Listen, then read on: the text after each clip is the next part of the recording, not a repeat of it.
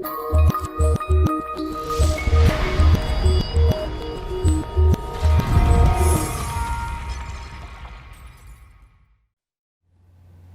Gary here.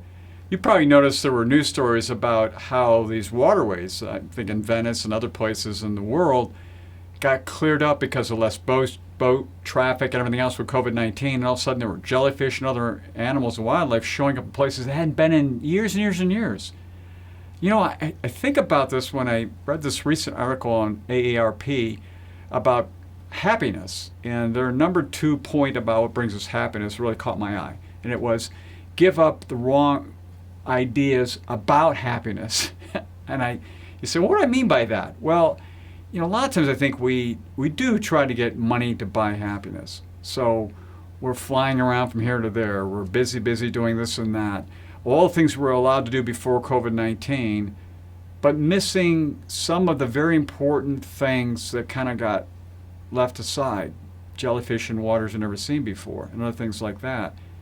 You turn around and here's the people that are around you that you maybe have not spent time with, or other people within your community, or other things that you stopped doing. Like, you know, people started baking more. Started to have an old terminology was we would go and talk and sit. No television, no Alexa, no internet, no anything. Visiting. That's an old term, right? But all of a sudden, you're spending less money, people reconnecting, and they're finding, I'm happier here. Isn't that interesting? You know, you think as a wealth advisor, I'd be suggesting how to save money by and be happier at the same time by not spending money and connecting with people. Seems funny how they took a virus to show us that kind of thing.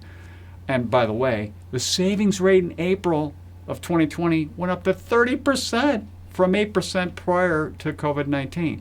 So people do have more money, more time in their hands, and now they're finding new ways to bring happiness that's not related to having money do that.